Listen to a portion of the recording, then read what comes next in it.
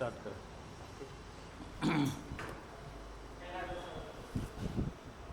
सुरू करूया.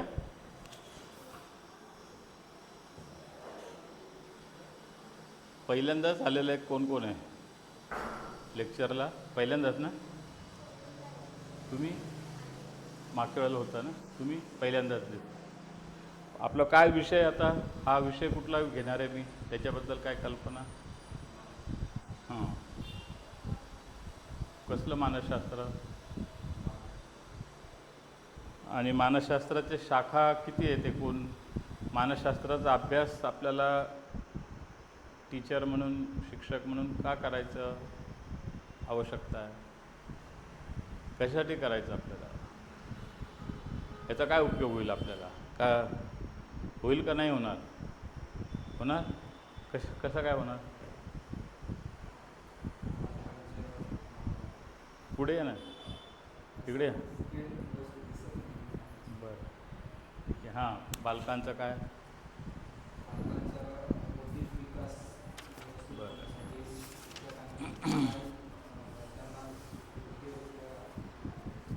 ठीक आहे. आपण थोडं फास्ट जाऊया. तुम्ही जे मागचे आपले टॉपिक जे शिकून झालेले आहेत ते त्याच्यामध्ये पहिलंच चॅप्टर जो होता तो मानसशास्त्र, त्याचे स्वरूप व व्याप्ती.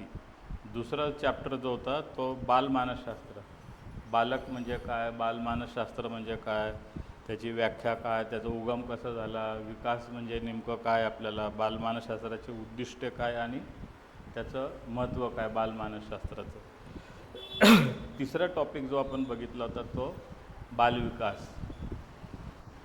त्याचा अर्थ काय, व्याप्ती काय, त्याची व्याख्या काय, उद्दिष्ट काय आणि बालमनावर परिणाम करणारे वेगवेगळे घटक. आता बालमनावर परिणाम करणारे वेगळे घटक काय असू शकतात? काय आहेत म्हणजे बालमनावर परिणाम करणारे घटक काय आहेत?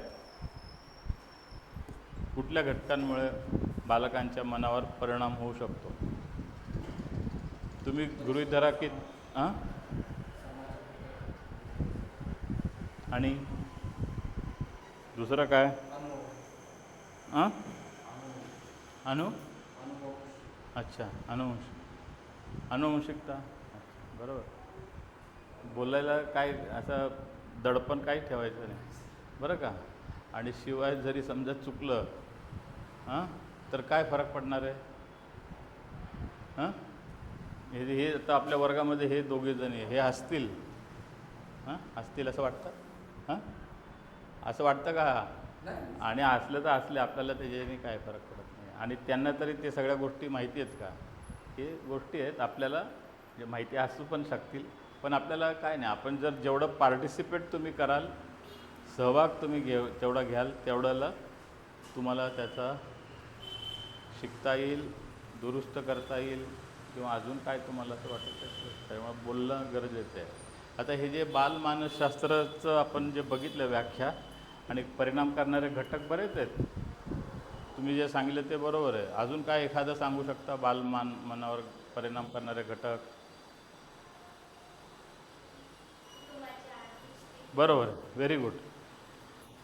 अजून बरोबर, आर्थिक परिस्थिती आहे, जेवायला नाही त्याचे परिणाम होणार, शाळेमध्ये नाही, पुस्तकं नाही त्याचे परिणाम होणार, थंडी वाऱ्यापासून, पावसापासून, छत्री नाही, गरम कपडे नाही त्याचे परिणाम होणार.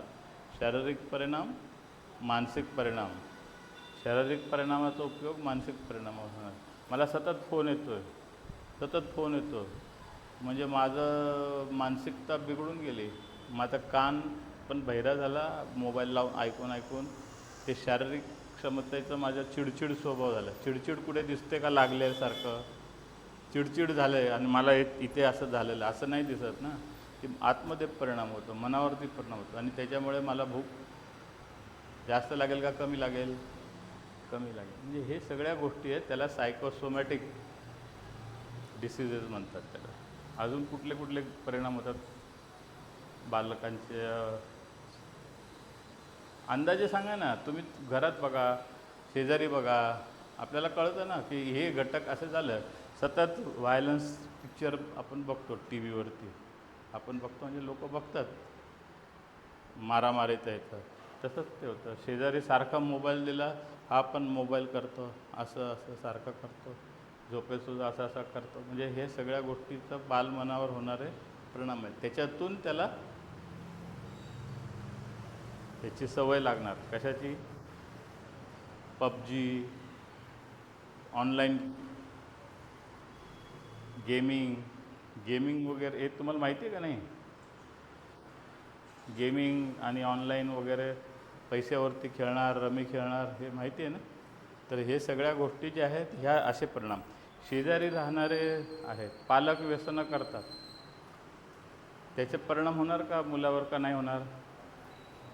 हे असे घटक जे आहेत हे त्याच्यावर आहेत. आणि आता चौथा टॉपिक जो आहे तो म्हणजे बालकांची वाढ आणि विकास. हा चौथा टॉपिक या. क्लिअर? आपण सुरू करूया. वाढ म्हणजे काय? मी प्रश्न विचारतो, तुम्ही सगळ्याची उत्तरं द्या. तुम्ही म्हणाल आम्हाला तर सांगितलं नाही, शिकवलं नाही. पण ह्याचे काय सांगायची आणि शिकवायची गरज नाही. आपण पण ह्या ह्याच्यातून गेलेलो आहे. आपण पण बालक होतो. आपली वाढचे वेळ, विकास म्हणजे काय हे सुद्धा आपल्याला बघायचं, डेव्हलपमेंटल स्टेजेस वगैरे. आणि विकासाचे स्वरूप, विकासाची तत्त्वे आणि वाढ आणि विकास ह्याच्यातील महत्त्वाचा फरक काय? काय फरक आहे वाढ आणि विकास? हां, व्हेरी गुड. अच्छा, बरोबर. आता यांचं म्हणण्याचे दोन गोष्टी बरोबर आहेत, पण एका गोष्टीमध्ये थोडंसं परत आपण एकदा बघू की विकास मोजता येत नाही. हे असं वरवरच्या स्वरूपात नाही. जसं मी म्हणालो ना, मनाचं काय झालेलं आहे, माझा मोबाईल घेऊन सतत ह्याचं प्रेशरमध्ये आहे. समजा एखादा पोलीस स्टेशनचा ठाणे अंमलदार आहे, त्याला सतत फोन येतो ना, ठाणे अंमलदार पण फोन करतो. तो एक दिवस झाला, 2 दिवस झाले, पण हे रोजचंच काम असल्यामुळं त्याला प्रेशर येतं. त्याला ते प्रेशर त्याच्या मानसिक चिंतेमध्ये आपोआप बदलतं. तर हे झाल्यानंतर मग मला एन्झायटी आली आहे, मला स्ट्रेस आला आहे. पहिला स्ट्रेस माहिती आहे? स्ट्रेस माहिती आहे ना? मला एन्झायटी आहे. एन्झायटीनंतरचा टप्पा डिप्रेशन आहे. म्हणजे हे सायकोलॉजीचे जे टप्पे आहेत मानसिकचे, तसे हे टप्प्यांमध्ये तसं दिसत नाही. तसं डेव्हलपमेंटसुद्धा आपल्याला इंडिकेटर्स आहेत, त्याचेसुद्धा मोजता येऊ शकेल. जर आपण अजून खोलवर गेलो तर मोजता येईल. आपण म्हणतो गरिबी हे कारण आहे. आपण जर म्हणाल, पण हे कारण नाही, तो परिणाम आहे. वेगवेगळ्या गोष्टींचा होणारा परिणाम आहे तो गरिबी. तर हे परिणाम आपल्याला मोजता येऊ शकतील. कालांतराने आपण जर मोजलं तर आपल्याला विकासाचं सुद्धा गोष्टी मोजता येतील. समजा आता उदाहरण म्हणून तुम्हाला अजून एक उदाहरण देतो की समजा एखाद्या गोष्टीमध्ये, एखाद्या गावामध्ये पाणी नव्हतं, पण पाणी तिथे धरण किंवा पाणलोट क्षेत्र किंवा अजून वॉटरशेडचे काही प्रोग्राम केले आणि तिथे पाणी आलं, तर गावाचा विकास झाला. बरोबर? आता ह्या गावाचा विकास झाला म्हणजे नेमकं काय झालं? तर मायग्रेशनचं प्रमाण, तुम्ही तुमच्या कोणी गावामधलं असलं, पाड्यांवरचं असलं समजा, तर तुमच्या लक्षात येईल की पाणी नसल्यामुळं लोक मायग्रेट होतात का? मायग्रेशन म्हणजे काय? बरोबर, स्थलांतर. कामासाठी जातात का नाही? म्हणजे आपल्याला दुसरं लांब न जाता आपण त्र्यंबक तालुक्यामध्ये बघितलं किंवा कुठल्याही तालुक्यामध्ये आजकाल ती परिस्थिती आहे की लोक स्थलांतर करतात. पण हे स्थलांतराचं प्रमाण पाण्यामुळे कमी झालं. स्थलांतर पाणी आल्यामुळे शेती झाली. शेतीमुळे लोकांना काही, ज्यांची स्वतःची शेती नाही आहे आणि ज्यांची शेती आहे, समजा तुमची शेती आहे दोघांची, आणि त्याच्यामध्ये तुम्हाला ते कसायला किंवा पेरणी करायला किंवा खुरपणी करायला माणसं लागतील. आणि मी दुसरीकडे जायचो कामाला, पण मग मी तिकडे न जाता मी तुमच्याकडे काम करू शकतो, म्हणजे मला रोजगार मिळाला, म्हणजे माझे पैसे पण मिळाले, हे सगळे गोष्टी झाल्या. तर ह्या अशा गोष्टींमुळे मुलं पण शिक्षणासाठी जी होती ती सगळी काढून घ्यायची आणि ते बरोबर घेऊन जायचे पालक ऊसतोडीला, बरोबर ना. मग आता ते प्रमाण कमी झालं, म्हणजे मुलांचं शिक्षण झालं, मुलं शिक्षणाच्या प्रवाहात आली, ती शिकली, मोठी झाली, त्यांनी पण ग्रॅज्युएशन केलं, नोकरीला लागलं, म्हणजे हा विकास झाला, हे आपल्याला मोजता येऊ शकेल का नाही येणार? येस. हां. तर हे टप्प्याटप्प्याने आपल्याला लगेच त्याचे इंडिकेटर्स नाही, त्याचे लगेच दृश्य स्वरूपामध्ये दिसणार नाही, पण कालांतराने आपल्याला ते दिसेल. तसंच बालकाची वाढ आणि विकास हे त्याच्या गोष्टींवरती आहे. हे दोन्ही गोष्टी एकमेकाशी निगडीत आहेत, बालकाचं वाढ आणि विकास. आता बालकाची वाढ आणि विकास ह्याचं आपण जर बघितलं उद्दिष्ट व्याख्या, तर आपल्याला कशासाठी वाढ आणि विकास बघायचा आहे? आपल्याला काय, तर आपल्याला लक्षात आलं पाहिजे की मी एक शिक्षकाच्या भूमिकेमध्ये जर आहे, तर माझे जे काही विद्यार्थी आहेत त्यांचं वाढ आणि विकास कसा होईल हे बघायला पाहिजे. आता बऱ्याच वेळेला वाढ होते, समजा 9वीतला मुलगा असेल, 8वीतलं मुलगी असेल, तर वाढ होते, म्हणजे मुलीची वाढ, 8वीमधल्या मुलीची वाढ आणि 8वीमधल्या मुलाची वाढ, याच्यामध्ये कुणाची वाढ जास्त असेल इंचामध्ये मोजलं तर? मुलाची का मुलीची? 8वीतल्या किंवा 7वीतल्या? मुलीची असेल, बरोबर. तर हे नैसर्गिक आहे बरं का, हे बायोलॉजिकल आहे. ह्या ज्या गोष्टी आहेत ह्या सगळ्या नैसर्गिकरित्या त्या अनुषंगाने आपल्याला हे करता येईल. हे जे पॉवर पॉईंट प्रेझेंटेशन आहे हे मी तुम्हाला देईन, तुम्ही लक्ष इकडे द्या आणि बोला आणि मला विचारा प्रश्न, जे काय असेल ते. हे तुम्हाला मी पॉवर पॉईंट त्यांच्याकडे देऊन टाकेल. हे दिल्याने माझं जे काही इंटेलेक्च्युअल प्रॉपर्टी राईट्स आहेत, माझे बौद्धिक क्षमतेचे अधिकार, हे कोणी बनवलेलं आहे? हे मी बनवलेलं आहे, पण मला त्याच्याशी काही नाही. मी हे तुम्ही घेतले आणि तुम्ही वाचलं तर आहे, पण तुम्हाला वाटते का हे उपयोगी आहे? हां हां, ठीक आहे, मी तुम्हाला देईल. तर बालकाची वाढ म्हणजे काय?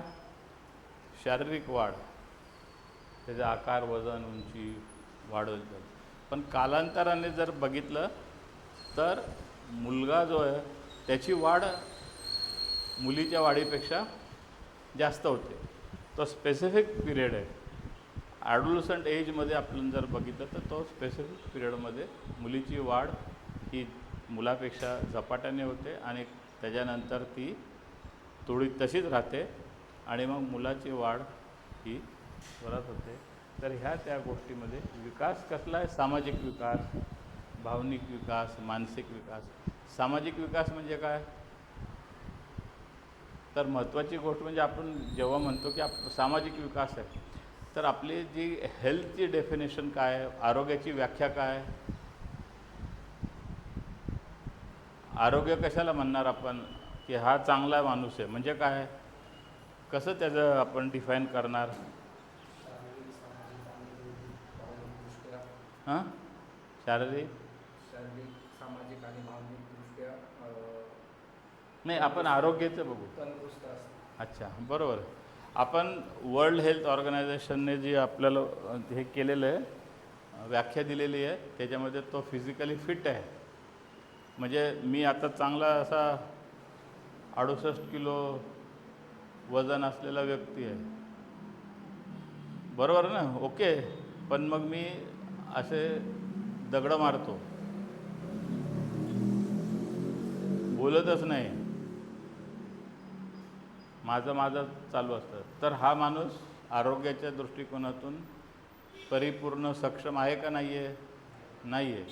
म्हणजे मी फिट आहे, फिजिकली फिट, मेंटली पण फिट आहे, पण मी सोशल वेलबिंग नाही आहे. म्हणजे मी घरी गेलं की माझ्या शेजारी कोण राहतं किंवा काय मला माहिती नाही. मी गणपतीचा कार्यक्रम असला, आरती म्हणायला चला म्हणतात लोक, किंवा मंडळाचा गणपती असला मी त्या कार्यक्रमाला जात नाही. म्हणजे मी सोशली मला शेजारी काय कोणी येत नाही. माझ्या घरी पण माझे कोणी मोठा भाऊ किंवा त्यांची मुलं किंवा माझी बहीण किंवा तिचा नवरा म्हणजे मेव्हणे वगैरे असं कोणीच येत नाही. म्हणजे त्या जीवनाला पण काही अर्थ नाही. आणि स्पिरिच्युअलीसुद्धा आध्यात्मिकच्या दृष्टिकोनातून मी देवाचं अध्यात्म असं नाही म्हणत नाही, पण एक स्पिरिच्युअलिटी पण महत्त्वाची आहे. त्याच्यामुळे physical fit, mentally fit, socially fit आणि स्पिरिच्युअली पण फिट, हे चारही गोष्टी ज्याच्या आहेत त्याला आपण म्हणू शकतो की तो माणूस, व्यक्ती जो आहे तो हेल्थच्या दृष्टिकोनातून, आरोग्याच्या दृष्टिकोनातून, समाजात वावरण्याच्या दृष्टिकोनातून तो परिपूर्ण आहे, असा हा त्याच्या गोष्टी आहे. विकास भावनिक म्हणजे काय? भावना म्हणजे काय? इमोशन्स. Very good. आता इमोशन्स म्हणजे काय? समजा मी तुम्हाला विचारला प्रश्न, तुम्हाला नाही आला, हां समजा नाही आला, पण तुम्ही सगळे उत्तरं दिलेली आहेत, पण समजा नाही आला उत्तर आणि तुम्हाला असं वाटलं की बाकीचे कोणीतरी आपल्याला हसल्यासारखं वाटतं आहे आणि त्याच्यामुळे तुमच्या मनामध्ये थोडंसं चीड आलेली आहे किंवा थोडासा राग आलेला आहे, तर ह्या गोष्टी काय आहेत? भावना आहेत. या सगळ्या गोष्टी, ह्या सगळ्या गोष्टी आपल्याला भावना आहेत. मला आनंद झाला, मला दुःख झालं, मला चीड आली, मला संताप झालेला आहे, मी वैतागलेलो आहे, तर ह्या सगळ्या गोष्टी आपल्याला भावना आहेत. भावना महत्त्वाच्या आहेत की नाही? आता समजा एकदा जेवायला दिलेलं आहे आपल्याला ताटामध्ये आणि त्याच्यामध्ये 2 जण जेवतात आहेत, एकामध्ये सगळं सारखंच वाढलेलं आहे, त्याच्यामध्ये आमरस आहे. आमरस माहिती आहे ना? आमरस. तर हा आमरस आहे, तर तो एक व्यक्ती आहे, तो आमरस पुरी किंवा आमरस पोळी वगैरे तो पहिले खाऊन घेईल. एक व्यक्ती, तो दुसरा व्यक्ती जो आहे तो आमरस शेवटी खाईल. ह्याच्यात काय फरक वाटतो?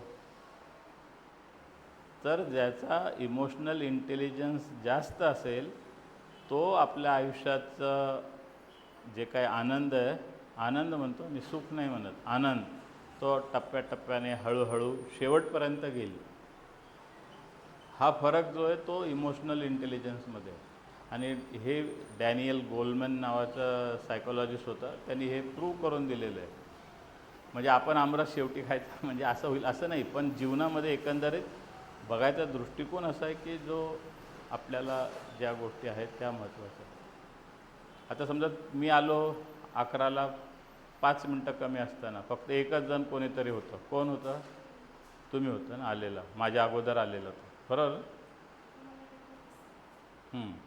मी बाहेर थांबलो, पण मी म्हटलं की काय, माझ्या मनात विचार आला की काय येऊन फायदा नाही, ह्याच्यापेक्षा ऑनलाईन केलेलं बरं आहे, मी एवढं लांबून इकडे येणार काहीच नाही. मग माझ्या मनामध्ये थोडंसं अरे चा आपण उगीच आलो, निराशजनक भावना आली.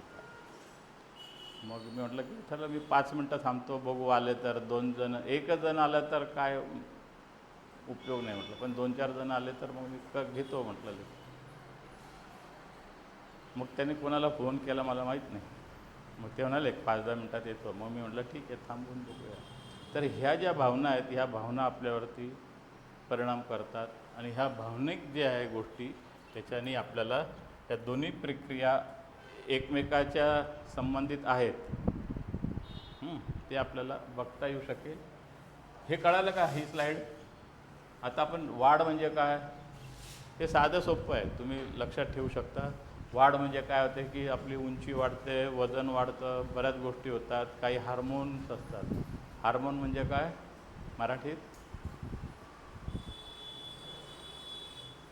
हार्मोन म्हणतो ना, माहिती आहे ना हार्मोन इंग्लिशमध्ये काय? हार्मोन वेगळ्या ग्लँड्स असतात, पिट्युटरी ग्लँड, असे त्या ग्लँड्समधून आपलं सिक्रेशन होतं आणि हार्मोन्स होतं. ते हार्मोन्स आपल्याला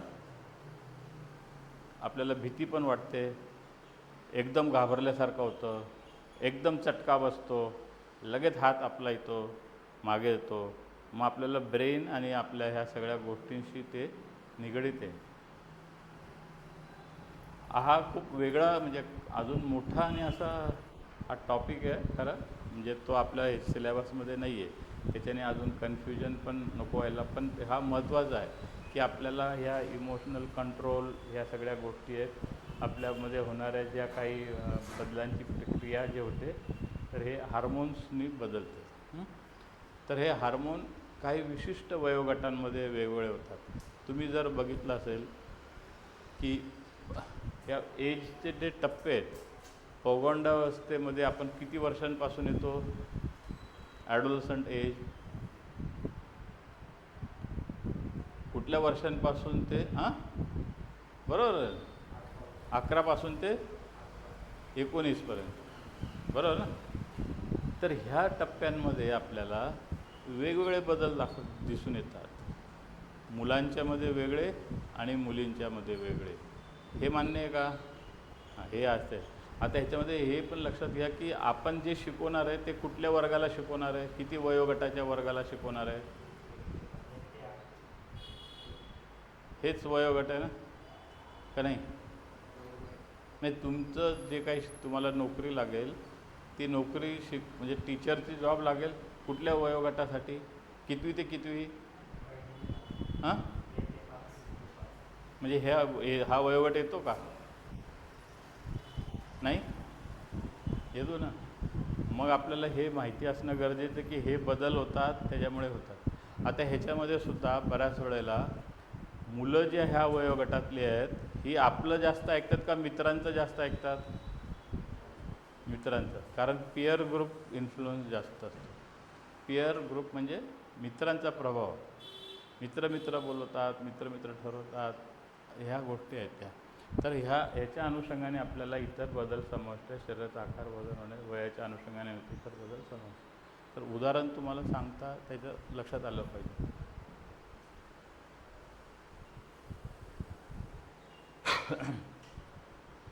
वजन, उंची वाढणं, विचारशक्ती, स्मरणशक्ती, बौद्धिक क्षमतेचं बऱ्याच वेळेला उंची वाढते, असा मोठा होतो, पण हे मानसिक वाढ नसती झालेली. हे पण आपण बघितलेलं आहे. ह्या अनुभव आपल्याला पण येतो.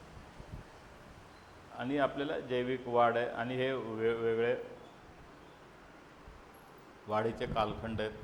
हे खूपच महत्त्वाचं आहे, वाढीचं कालखंड, कारण त्या अनुषंगाने आपल्याला बघता येईल. समजा नुसतंच मुलांचा जर वर्ग असेल तर तो हँडल करायला तुम्हाला सोपं पडेल का मुलींचा वर्ग असेल तर तो हँडल करायला सोपं पडेल?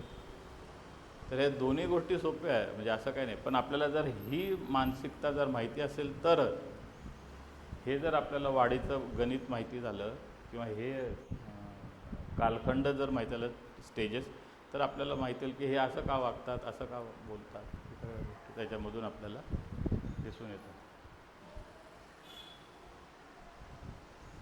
आता जेनेटिक्स आपण जे म्हणतो, जेनेटिक म्हणजे काय? अनुवंशिक. तर हे जेनेटिक्स महत्त्वाचं आहे का नाही? आता जे मागच्या वेळच्यामध्ये जो विद्यार्थी होता त्याला बऱ्याच गोष्टी माहिती होत्या. क्रोमोझोम्स माहिती होते. तुम्हाला माहिती आहे क्रोमोझोम्स आहे ना? किती असतात पेअर? हां, बरोबर आहे, तुम्हाला शिकला ना क्रोमोझोम. तर हे त्या जेनेटिकली त्या गोष्टी आहेत. आणि एक पेअर कमी असली तर काय होतं? Down syndrome. हे अनुवंशिकतेचं आहे. डाऊन सिंड्रोम म्हणजे काय? आय क्यू म्हणजे काय? Intelligent quotient. तो त्याच्यामुळे परिणाम होतो आणि त्याची बौद्धिक क्षमता होते. मग आपण त्याला स्पेशल चाइल्ड म्हणतो. तर ह्या अनुषंगाने आपल्याला माहिती असणं गरजेचं होतं आणि त्याच्या विशिष्ट ह्याच्यामध्ये आपल्याला कळतं. तर हे जे स्पेशल चाइल्ड आहे त्याच्यामध्ये ते विद्यार्थी लिहिताना समजा हे काय लिहिलं आहे? पी, पण तो त्याला पी लिहि म्हटलं तो असा लिहिल क्यू सारखा. असं का होतं? तर त्याचं ते मेंटल जे प्रोसेस जे ती तशी होती. त्याच्यामुळे त्याला हे जे म्हणतो की आपल्याला त्याला वर्ड्स लक्षात ग्राफिकल त्याला लक्षात येत नाही किंवा कॅल्क्युलेशनमध्ये तो बेरीज वजाबाकी लक्षात येत नाही. तर हे सगळी जी मुलं आहेत ही सगळी स्पेशल चाइल्ड आहेत आणि त्यासाठी वेगळी शाळा पण आहे आपल्याला आणि त्याच्यासाठी स्पेशल एज्युकेटर पण आहेत. पण समजा हे जर इन्क्लुझिव्ह एज्युकेशन केलं तर त्याचा फायदा दोघांनाही होऊ शकतो. तर हे इन्क्लुझिव्ह एज्युकेशन म्हणजे अशी विशेष मुलं आणि साधी मुलं, नॉर्मल मुलं यांचे एकत्र क्लास घेतले तर ते त्यांच्याकडून शिकतील आणि ह्यांच्यामध्ये सुद्धा ती भावना होईल मदतीची आणि अशा पद्धतीच्या गोष्टी तिकडे आपल्याला करू शकतो. ह्या वेगळ्या पद्धतीच्या गोष्टी ज्या आहेत हे आपल्याला मोजता येऊ शकेल.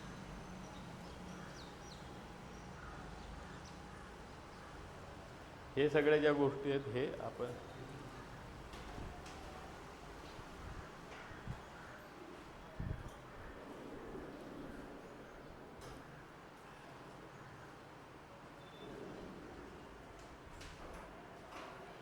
हे मात्र तुम्ही नीट लिहून पण ठेवा किंवा लक्षात पण ठेवा किंवा फोटो पण काढू शकता मोबाईलवरून. तर ह्या ज्या गोष्टी आहेत ह्या महत्त्वाच्या आहेत. ह्या आता ह्याचं उदाहरण सांगा की जर समजा गर्भावस्थेमध्ये वाढीचे टप्पे आहेत ह्याच्यावरती काही फरक पडतो का गर्भावस्थेत असलेल्या बालकावरती? पडतो हो की नाही? बरोबर पडतो ना. आपण ते म्हणतो अभिमन्यूचं तुम्ही ऐकले का गोष्ट? काय होते? चक्रव्यूह. Very good. चक्रव्यूह म्हणजे तो कुठे शिकला? गर्भावस्थेत शिकला. मग ते खरं आहे का खोटं आहे? तर ते खरं आहे. अजूनसुद्धा आपणसुद्धा जर सायंटिफिकली प्रूव्ह आहे की जर समजा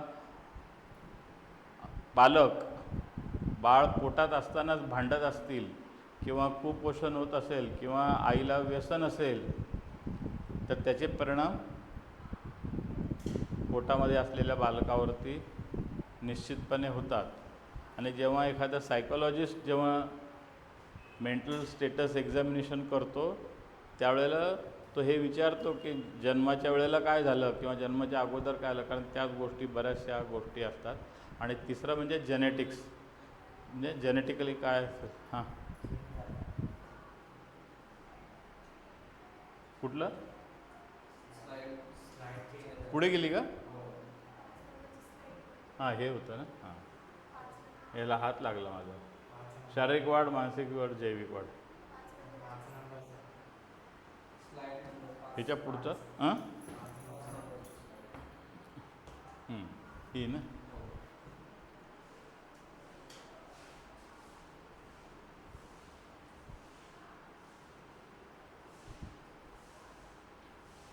ॲक्च्युली ही जी आहे ही महत्त्वाची वाढ हे आहे. ह्याच्यामध्ये म्हणजे सगळ्यात महत्त्वाच्या आहेत पण त्याच्यात ही जास्त महत्त्वाची आहे की किशोरावस्थेमध्ये बऱ्याच गोष्टींचा फरक पडू शकतो. ह्याच्यामध्ये फिजिकल पण चेंजेस जास्त होतात. ह्याच्यामध्ये फिजिकल गोष्टी पण होतात. काय काय फिजिकल चेंजेस होतात?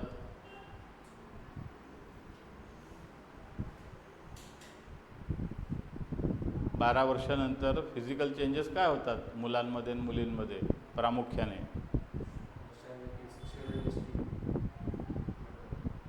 ह्याच्यामध्ये मासिक पाळी येऊ शकते 1-2 वर्ष मागे पुढे. त्याच्यामुळे इतर गोष्टी ज्या आहेत त्या गोष्टी महत्त्वाच्या आहेत.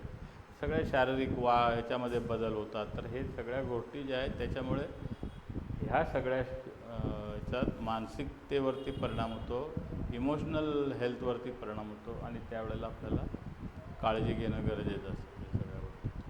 आणि आपल्या वर्गात जर समजा असे या वयोगटातली जर मुलं मुली असतील तर आपली जबाबदारी ती जास्त वाढते. आपलं काम फक्त शिकवलं, पोर्शन कंप्लीट केला, संपलं असं आहे का?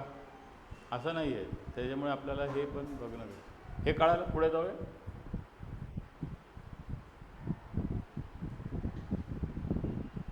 हे आपण मगाशी पण बघितलं होतं की वाढीचे घटक अन्न सुरक्षा असेल, पर्यावरण, घर असेल, समाजात योगदान असेल, आईवडील पण ओके असतील, पालकांकडून मिळणाऱ्या जनुकीय गुणांचा प्रभाव काय असेल.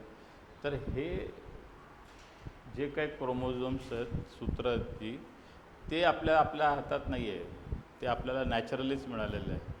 काही मुलांचं अभ्यासामध्ये हुशार आहेत काही गोष्टी, तर त्यांना मिळालेला जो पालकांकडून जे जनुकीय गुण आहेत तर त्याचा फायदा होतो. पण सगळ्या गोष्टी त्याच्यावरच अवलंबून आहे असं नाही आहे. तर साधासुद्धा असलेला दुसरा त्याचे आईवडील बिगारी काम करत असतील, नाक्यावर उभे राहत असतील किंवा हमाली काम करत असतील, पण त्यांचा मुलगा CA पण होऊ शकतो. तर हे असं क्रोमोझोम्स काय जे असतील जनुकीय गुण ते चांगले असू शकतात, फक्त त्याला हे नाही नसेल मिळालेलं, पण ते चांगल्या पद्धतीने करू शकतात. व्यायाम व स्वच्छतेचा हे घटक आहेत त्याचे. ओके.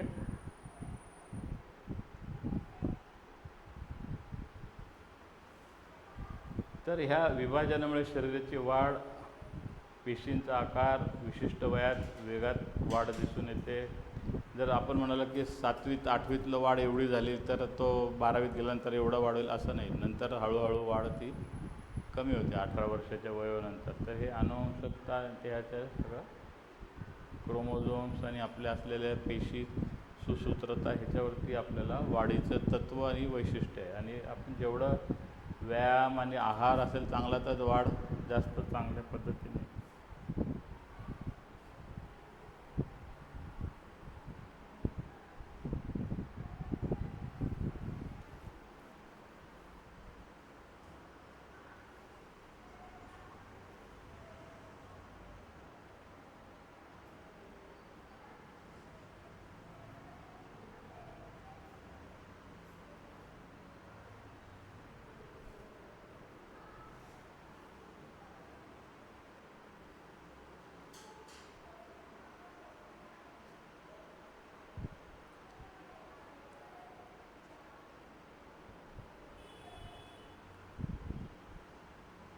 पोषणाचा प्रभाव म्हणजे काय? पोषणासाठी काय गोष्टी असतात?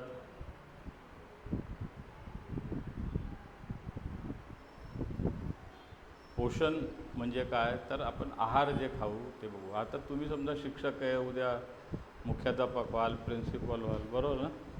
तर त्याच्यामध्ये दुपारचा जो आहार द्यायचा आहे शाळेतल्या मुलांसाठी देतात ना, तर त्याच्यामध्ये काय असलं पाहिजे?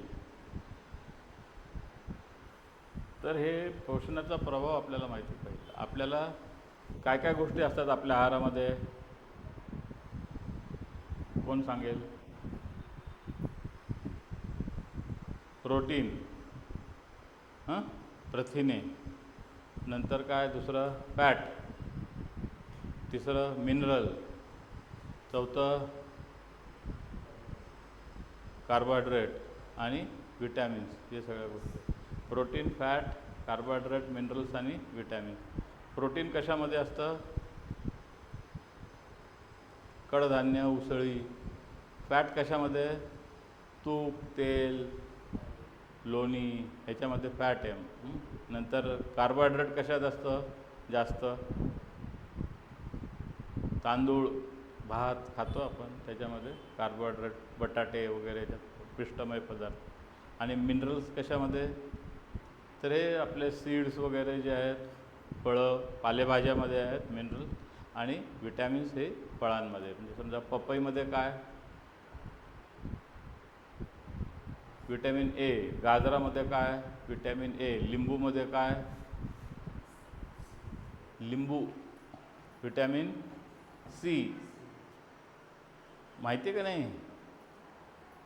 विटॅमिन सी, बी आणि सी हे वॉटर सोल्युबल विटॅमिन्स आहेत. म्हणजे आपण पाणी पिलं की त्याच्यामध्ये सोल्युबल होतात आणि घामाच्या आणि लघवीच्याद्वारे ते बाहेर पडून जातात. पण बाकीचे इतर जेवढे आहेत मिनरल्स, विटॅमिन्स ते आपल्या फॅटमध्ये ॲक्युम्युलेट होत राहतात. त्याच्यामुळे जर बी आणि सी विटॅमिन ची इंटेक आपल्याला पाहिजे असेल तर ते आपल्याला रोज खायला पाहिजे का नाही? आवळा कशाचा सोर्स आहे? सी विटॅमिनचा. म्हणजे आवळा, लिंबू, संत्री, मोसंबी हे सगळ्या गोष्टी त्याच्यामध्ये असल्या पाहिजे. तर हे असा हे ग्रोथ हार्मोन आणि ही महत्त्वाची भूमिका आहे. हार्मोन्सचा प्रभाव आपल्याला आनुवंशिकतेने येतो, पण आपले हार्मोन्स आपण कसे आनंदी राहतो ह्याच्यावरती आहे. आपण आनंदी आहे का सुखी आहे काय असलं पाहिजे आपण? हां, आनंदी असलं पाहिजे. तर ते आनंदी असलं तर आपला हार्मोन्स पण आहे. आत्ताचा क्षण माझा आनंदामध्ये आहे. आत्ता हा म्हटलं की थोड्या वेळानंतर सुद्धा हो माझा आनंदी क्षण आहे, असं सतत आनंदी राहायला पाहिजे. तर तुम्ही चांगले प्रभावशाली व्यक्ती, एक जबाबदार नागरिक म्हणून राहू शकाल आणि मग टीचर म्हणून पण राहू शकाल. तुम्ही तुमच्या कुटुंबामध्ये सुद्धा तुमच्या आईवडिलांना पण असं अभिमान वाटेल की असा वा आनंदी राहणारा मुलगा जबाबदार नागरिक आहे. तर ह्या सगळ्या गोष्टी त्याच्यामधून आपल्याला वैशिष्ट्य बघा, हे सगळ्या प्रत्येकाचं आनुवंशिक मर्यादेनुसारच होईल. समजा माझे वडील 6 फुटाचे होते, तर माझा 1-2 इंच मागे पुढे होऊन तेवढंच उंची राहील माझी. तर ती उंची अशी जास्त होणार नाही. काही लोक आपण जर बघतो पंजाबमधले लोक आहेत, त्यांची उंची कमी असते का नॉर्मल आपल्या एवढी असते का आपल्यापेक्षा थोडी जास्त असते? जास्त असते. का? तर हे सगळे तिकडचे जे काही राहणीमान, तिथल्या हवा, तिकडचे आनुवंशिकतेच्यानुसार त्यांचे आईवडील सगळेच उंच धिप्पाड आहेत पंजाबी लोक, आहे की नाही? तर तशा पद्धतीच्या ह्या गोष्टी आहेत त्याच्यामध्ये. स्त्री पुरुष असेल तर फरक पडतो. आनुवंशिकतेनुसार वाढ होईल.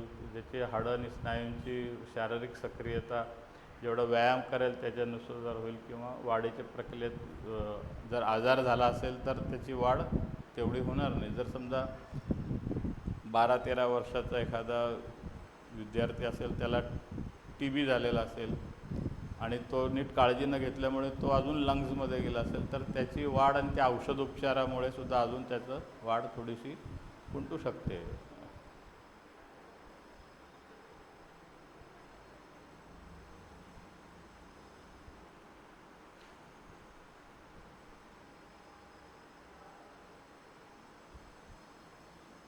हे सगळ्या गोष्टी ज्या आहेत आयुष्याच्या टप्प्यानुसार पुनरुत्पन्नासाठी तयार होणे, उत्तेजनाला प्रतिसाद देणे, बाह्य घटक जे आहेत तसे आपल्याला व्यायाम किंवा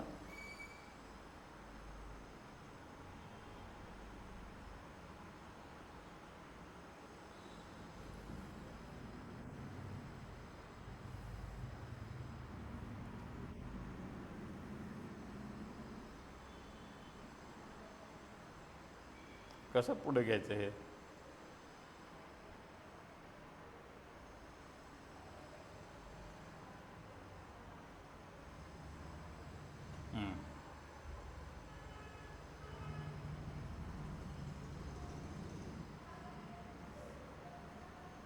बरोबर आहे ही काही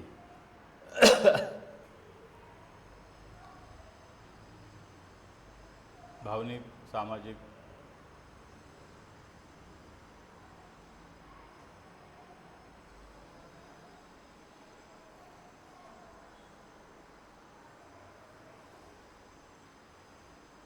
विकासाची संकल्पना काय त्याच्याबद्दल आपण जर बघितलं तर त्याचं शारीरिक, मानसिक, भावनिक हे सगळं जे काही वाढ होतं त्याचा सातत्याने विचार केला आणि संतुलित प्रक्रिया जर झाली तर हे आपल्याला कळेल. तर ह्या बऱ्याच गोष्टी असतात की विद्यार्थ्याला एक दृष्टिकोन देणारं महत्त्वाचा घटक कोण असतो? जसे पालक आहेत तसं शिक्षक. तर हे शिक्षकाच्या माध्यमातून आपल्याला जर सातत्याने आपण जर लक्षात ठेवलं की हे सगळं एकत्र केलं, शारीरिक, मानसिक, बौद्धिक, भावनिक, सामाजिक, नैतिक उन्नती, तर त्याचं वय आणि गरजा केल्या, तर हे आपल्याला वेगळ्या टप्प्यामध्ये आपल्याला हे घडवता येणं शक्य होऊ शकतं.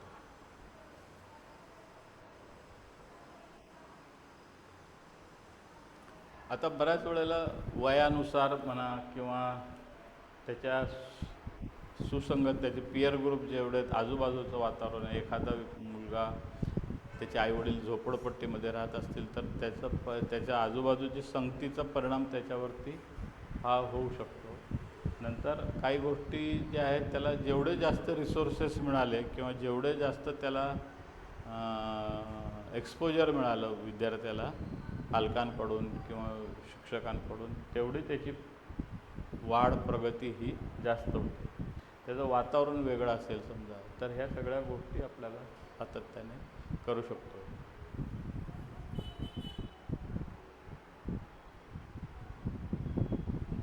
वाढीची तत्वे काय, वैशिष्ट्य काय, तर जो जेवढा शारीरिक क्रियाशील राहील त्याचं मुलगा मुलगी ते, आणि वाढीची मर्यादा आनुवंशिकतेच्यानुसार ह्या सगळ्या गोष्टी त्याच्यानुसार आपल्याला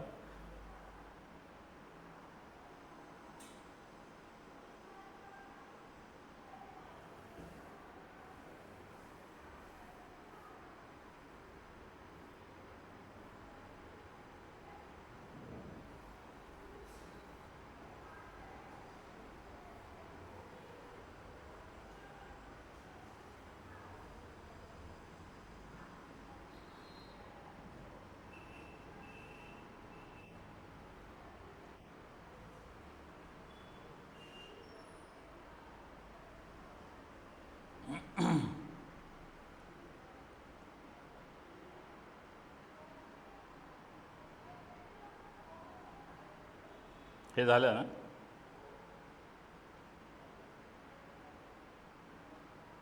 सामाजिक विकास आणि नैतिक विकास. चांगली गोष्ट कुठली, वाईट गोष्ट कुठली, हे थोडंसं ॲडोलसंट एजमध्ये आल्यानंतर त्याला कळतं की आपल्याला सामाजिक विकास म्हणजे काय, तर जेवढेच इंटरॅक्शन होतील त्या महत्त्वाच्या आहेत. इंटरॅक्शन म्हणजे काय, सोसायटीमध्ये, समाजामध्ये त्या कशा काय होऊ शकतात, तर बऱ्याच गोष्टी आहेत. समजा आता उन्हाळ्याच्या सुट्टीमध्ये आपण त्याला मामाच्या गावाला, आजी आजोबांकडे पाठवलं, तर त्या विद्यार्थ्याचं होतं ते, हे कोणी करायचं, हे त्याच्या पालकांनी करायचं, ते लक्षात येऊ शकतं. किंवा आपण त्यांना कुठे दुसरीकडे ट्रिपला घेऊन गेलो शाळेमध्ये, तर तिकडे त्याच्या कुठल्या लोकांच्या बरोबर त्यांना जबाबदारी दिली तर ते करू शकतील.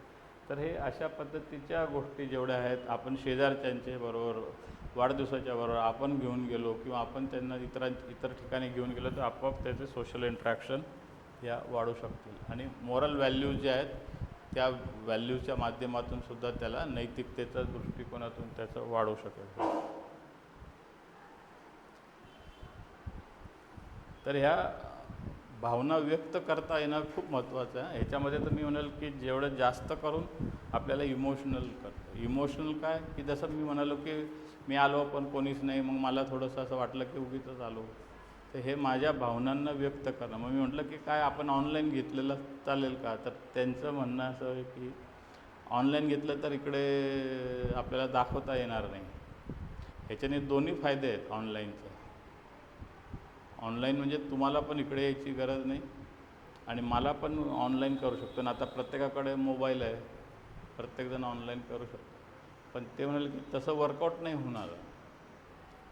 तर ते ठीक आहे, मला यायला काय प्रॉब्लेम नाही, उलट समोरासमोर असल्याने जास्त इफेक्टिव्ह ते राहील. तर हा भावना ओळखणं, व्यक्त करणं. मग मी व्यक्त करून सांगितल्या भावना माझ्या, की त्याच्यापेक्षा इथे आलेलं बरं, येऊन काय विद्यार्थ्यांना गरज नाही तर मी कशाला यायचं, ही भावना आहे ना माझी, बरोबर आहे का नाही. तर हे तशा गोष्टी करणं, आत्मविश्वास, आत्मसन्मान, आणि नंतर हे शारीरिक विकासातली ही गोष्टी आहेत. हे कळतं आहे का नाही, मी खूप डिटेलमध्ये सांगत नाही, हे काय सोपं आहे. ते बौद्धिक संज्ञात्मक विकास, विचार, स्मरणशक्ती, एखादी गोष्ट आपण दिली तर त्या गोष्टीचा उपयोग कसा करता येईल ते महत्त्वाचं आहे.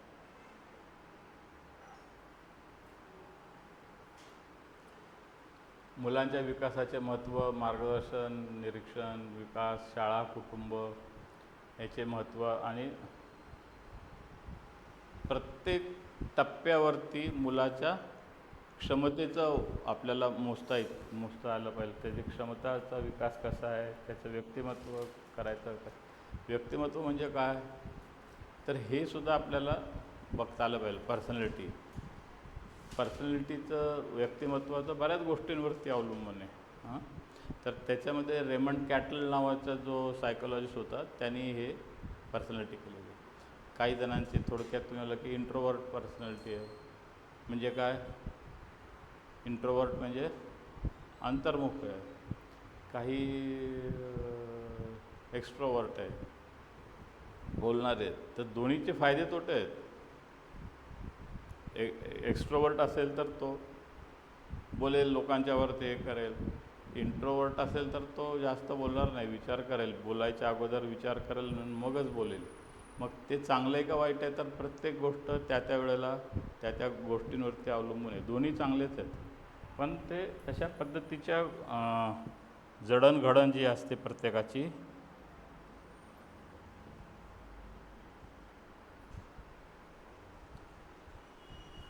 विकासाचे तत्व म्हणजे सिक्वेन्शियलिटी, म्हणजे टप्प्याटप्प्याने क्रमाक्रमाने हे घडत सातत्य जर असेल समजा, तर हे एका बालकाला दुसऱ्या टप्प्यावर प्रगती करत जाते. तिसरं म्हणजे की इंडिव्हिज्युअल डिफरन्सेस आहेत.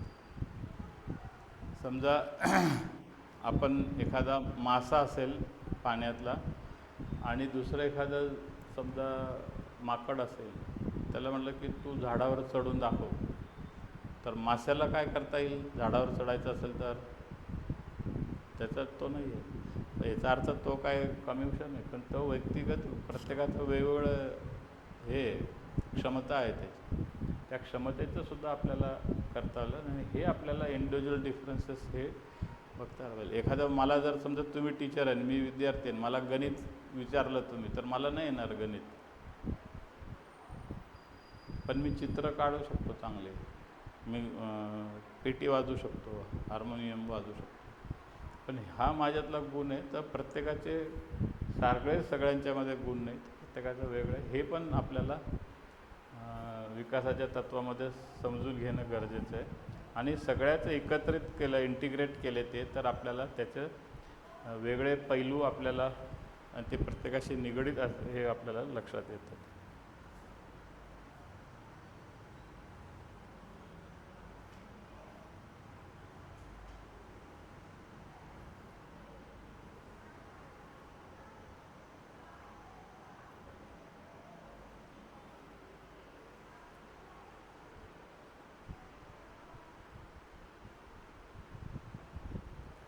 याच्यात वेगळं काहीच नाही. आपण टप्पे काय जे लक्षात आले मगाशी सांगितलेले, ते टप्प्यानुसार त्याचे नेमके डिफरन्सेस त्याच्यामध्ये जे आहेत ते स्टेज स्पेसिफिक त्याला होईल. की जर समजा बाल्यावस्था असेल तर वेगळ्या पद्धतीचं होईल, किशोरावस्थेत तर वेगळ्या पद्धतीचं त्याचे विशिष्ट महत्त्व आहे. नंतर जनरल टू स्पेसिफिक विशेष हालचालीकडे, उदाहरणार्थ मूल सुरुवातीला हातपाय हलवते, नंतर ते चालते, तर हे त्याच्या सगळ्या गोष्टीवरती कल्चरल पण गोष्टी आहेत त्याच्यामध्ये.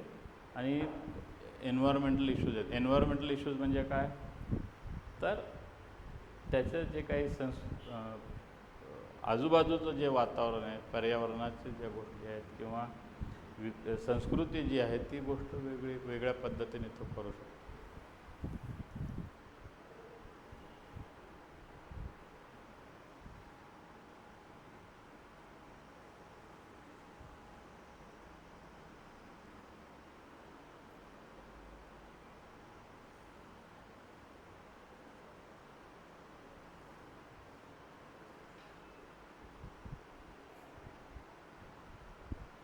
हे महत्त्वाचं आहे. ही स्लाईड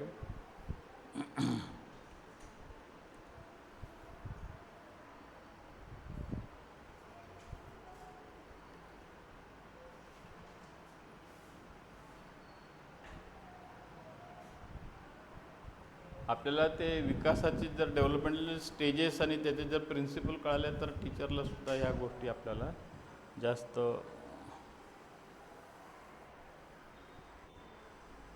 2-3 स्लाइड्स आहेत तिथं.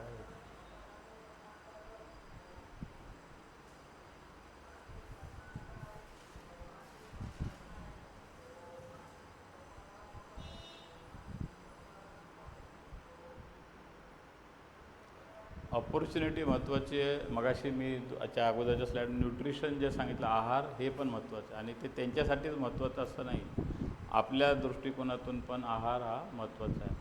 हे जेवढे 5 गोष्टी आहेत, प्रोटीन, फॅट, कार्बोहायड्रेट, मिनरल्स आणि विटॅमिन्स, हे आपल्याला रोजच्या याच्यामध्ये इंटेकमध्ये असतं. रोज कमीत कमी 40 मिनटाचा आपला व्यायाम असणं गरजेचं आहे. त्यातल्या त्यात कमीत कमी 15 मिनटं आपलं सकाळच्या सूर्यप्रकाशामध्ये, सकाळच्या म्हणजे किती वाजता ते बदलतो, साधारणतः 6:45, 7, 7:15, 7:30 या कालावधीमध्ये सूर्यप्रकाशामध्ये आपल्याला फिरणं गरजेचं आहे. नाहीतर रूममध्येच फिरलं त्याचा उपयोग नाही होणार. सूर्यप्रकाशात का? सूर्यकिरणांचं विटॅमिन कुठलं? ABCD कुठलं? हां, डी ना. तर हे जीवनसत्व आपल्याला सूर्यप्रकाशातून मिळेल. ते तर जाऊ द्या, पण आपले जे काही ब्रेनची जी काही कॅपॅसिटी आहे ती त्याच्याने शार्प राहील, चिडचिड होणार नाही, विचार करताना आपल्याला होईल, एनर्जी मिळेल सकाळच्या याच्यामध्ये. त्यामुळे सकाळी सूर्यप्रकाशामध्ये सूर्यनमस्कार, व्यायाम, फिरणं, 40 मिनटं चालणं सलग, नाही तर 10 मिनटं चालला परत 5 मिनटं बसून राहिला, परत 5 मिनटं चालला 10 मिनटं बसून राहिला, असं नाही, सलग 40 मिनटं व्यायाम केला पाहिजे. हा त्याच्यातला आपल्याला महत्त्वाचा भाग आहे. सर्व घटकांचा परस्पर प्रभाव, सकारात्मक वातावरण व पालक आणि शिक्षकांची भूमिका.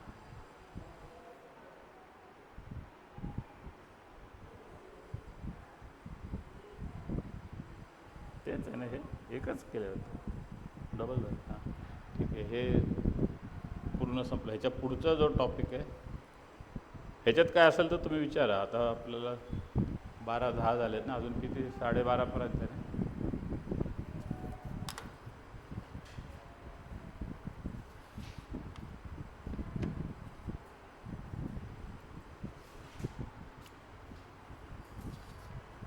किती तारखेला परीक्षा माहिती आहे ना? किती?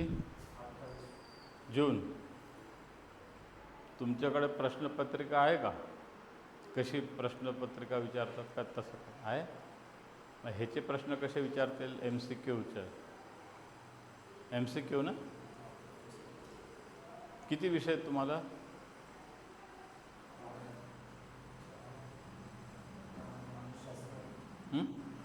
विषय 5 आहे, त्यातला हा एक आहे ना. म्हणजे आता आपला हा 4 टॉपिक झाले, अजून एक टॉपिक झाला, 5 टॉपिक की आपण एक इथे MCQची परीक्षा घेऊ. चालेल? म्हणजे मग आपल्याला कळेल की काय आपलं आहे, कसं कळतं आहे. प्रत्येक शनिवारी घेतात. हां, प्रत्येक शनिवारी टेस्ट घेतात. प्रत्येक शनिवारी टेस्ट घेतात का? हे घेतातच. आता झाली का याची टेस्ट? त्याच्या अगोदर झाले. पण घेतील. पण आता आपल्याला वेळ कमी आहे ना, आता 1च महिना राहिला ना. मग त्या 1 महिन्यामध्ये आपल्याला जर समजा एक एक विषय पूर्ण करायचा असेल तर हां घेतातच ना. नाही नाही, पण आता समजा तुमचं म्हणजे 50% अभ्यास झालेला आहे असं म्हटलं तर योग्य राहील का नाही? पहिल्या आठवड्यापासून टेस्ट करायला झालं ना. मग ह्याची पण झालेली का परीक्षा? ह्याची पण झाले होते ना.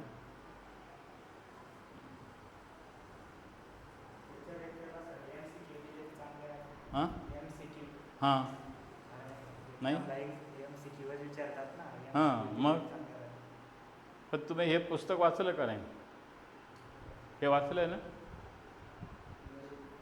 हे पुस्तक वाचलं का? मी जे पुस्तकातून रेफर करतो ते, हो का नाही? नाही.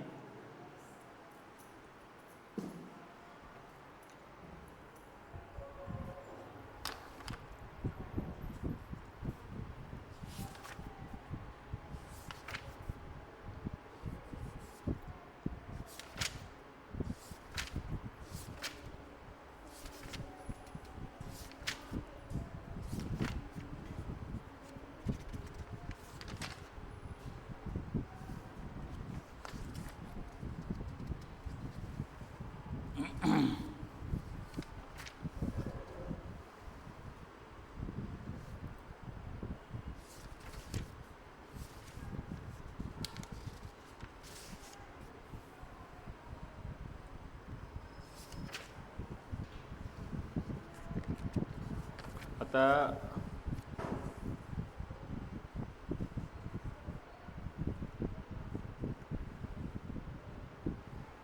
खालील दिलेल्या शैशवावस्थेतील कारक कौशल्य विकासाच्या वैशिष्ट्यांपैकी कोणते विधान अयोग्य आहे? प्रश्न कळाला? परत सांगतो. खाली दिलेल्या शैशवावस्थेतील कारक कौशल्य विकासाच्या वैशिष्ट्यापैकी कोणते विधान अयोग्य आहे? 1. नवजात शिशुला भावविश्व नसते. 2. मुलाच्या वर्तनावर त्याच्या मातापिता यांच्या वर्तन प्रकाराचा प्रभाव असतो. 3. मुलांच्या हालचालीची वाढ पायापासून डोक्याकडे होत जाते. 4. मुलांची स्मरणशक्ती तीव्र असते. कुठलं बरोबर आहे? 1, 2, 3, 4. परत सांगतो. 1. नवजात शिशुला भावविश्व नसते. 2. मुलाच्या वर्तनावर त्याच्या मातापिता यांच्या वर्तन प्रकारांचा प्रभाव असतो. 3. मुलांच्या हालचालीची वाढ पायापासून डोक्याकडे होत जाते. 4. मुलांची स्मरणशक्ती तीव्र असते. कुठलं? हां, याच्यातलं उत्तर कुठलं बरोबर? हे विधान अयोग्य सांगायचं. हां, 1 नंबर, 2 नंबर, 3 नंबर, 4 नंबर. विधान अयोग्य सांगायचं की अयोग्य सांगायचं? विधान अयोग्य आहे. अयोग्य. 3 नंबर. Very good. शाबास. हे असं पटपट सांगता येईल. जेवढं तुम्हाला फास्ट करता येईल तेवढं. ह्याच्यासाठी तुम्हाला हे ज्या गोष्टी आहेत ह्याच्यातले मी जे काही एखादं वाक्य तुम्हाला, मला हा अनुभव नाही आहे बरं का, कुठला या प्रश्नपत्रिका काढायचा अनुभव नाही आहे किंवा हे MCQचं पण मला अनुभव नाही आहे, पण मला जे वाटतं की हे महत्त्वाचं आहे ते मी तुम्हाला रिपीट करेल. ते लक्षात ठेवायचं म्हणजे तुम्हाला हे MCQ सोपं पडेल.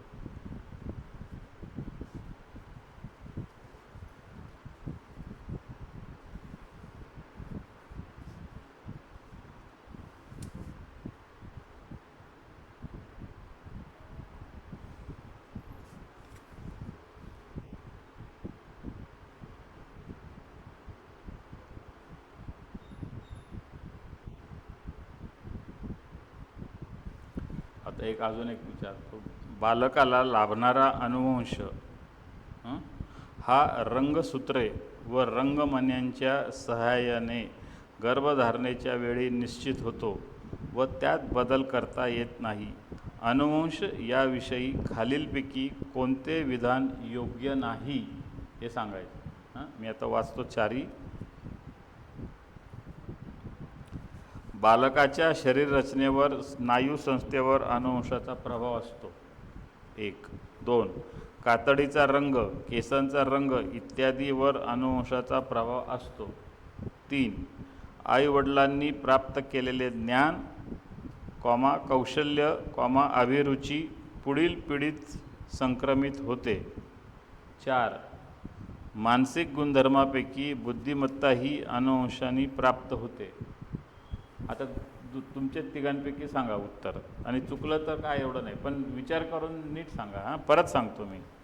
बालकाला लाभणारा अनुवंश हा रंगसूत्रे व रंगमण्यांच्या सहाय्याने गर्भधारणेच्या वेळी निश्चित होतो व त्यात बदल करता येत नाही. अनुवंश याविषयी खालीलपैकी कोणते विधान योग्य नाही?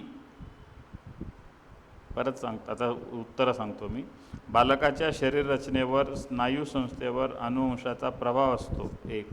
2. कातडीचा रंग, केसांचा रंग इत्यादीवर अनुवंशाचा प्रभाव असतो. 3. आईवडिलांनी प्राप्त केलेले ज्ञान, कौशल्य, अभिरुची पुढील पिढीत संक्रमित होते. 4. मानसिक गुणधर्मापैकी बुद्धिमत्ता ही अनुवंशाने प्राप्त होते.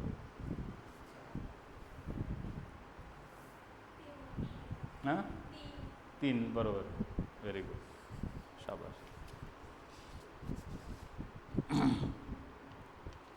खालील दिलेल्या बालकाच्या, आता तुमच्या दोघांचंच आहे पण तुम्ही पण, त्यांना नाही आलं तर तुम्ही पण सांगा. खाली दिलेल्या बालकाच्या विकासाबाबत कोणते विधान समर्थन करते? 1. बालकाच्या विकासाची विविध अंगे एकमेकांवर अवलंबून नसतात. 2. अनुवंशाने संक्रमित झालेल्या गुणदोषाचा परिणाम बालकावर होतो. 3. जसजसे बालकाचे वय वाढते तसतशी विकासाची गती वाढते. 4. भिन्न परिस्थिती व वातावरण यात वाढलेल्या बालकांच्या विविध कौशल्यात सारखेपणा आढळतो.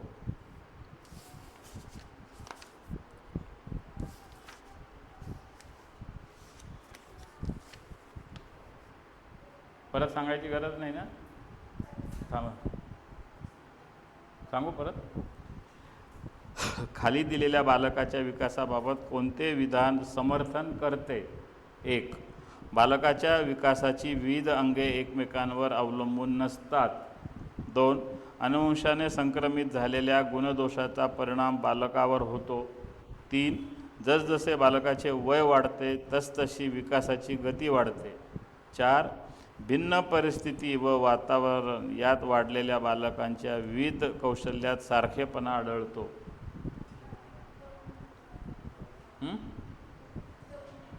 2. बरोबर. अनुवंशाने संक्रमित झालेल्या गुणदोषाचा परिणाम बालकावर होतो.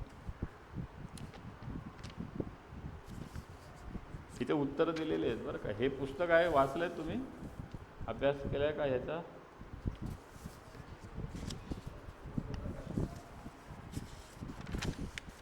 नाही का? हो का नाही? आता हे मी चिटकवलेलं आहे, इथून यांनीच दिलेलं आहे मला हे पुस्तक.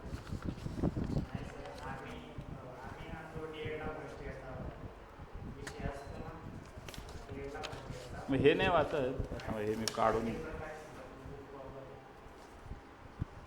पण इथे लायब्ररीत असेल ना हे.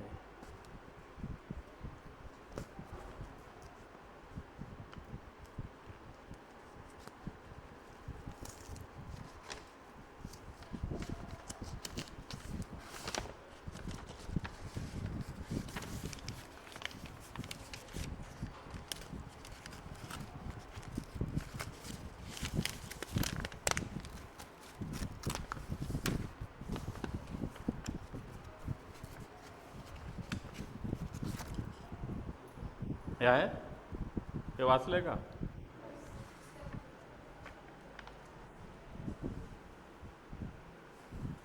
अरे हे पुस्तक चांगलं आहे.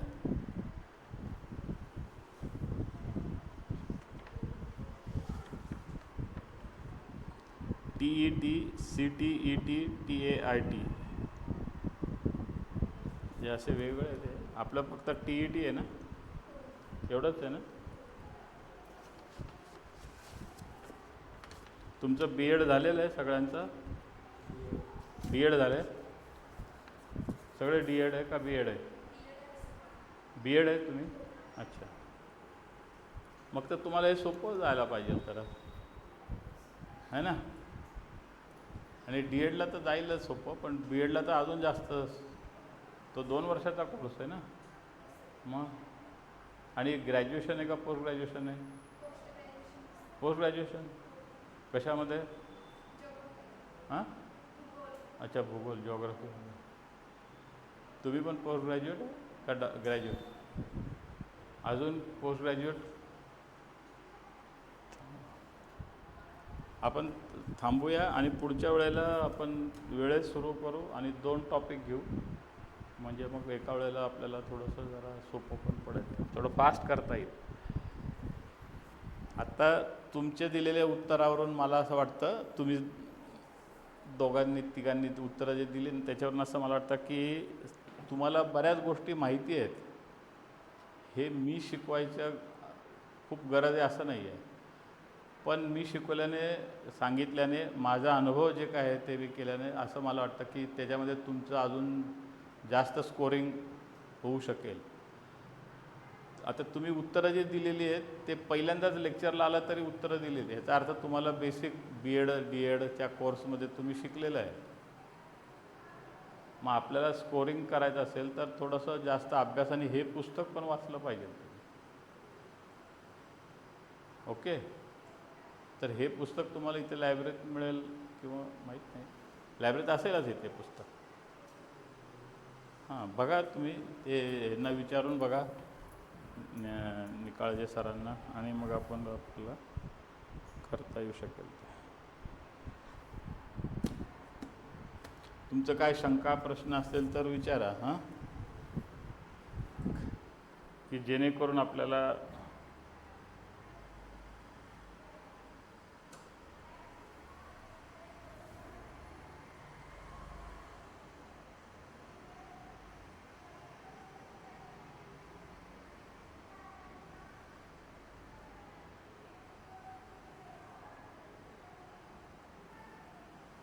थांबूया इथे काय प्रश्न असेल तो विचारा किंवा ह्याच्या व्यतिरिक्त इतर पण विचारू शकता म्हणजे हे सिलेबसही नाही पण एकंदरीत काय आहे काय नाही ना पुढच्या शुक्रवारी आपण भेटून बोलूया हे तिकडे देऊन टाकतो इथेच तुम्ही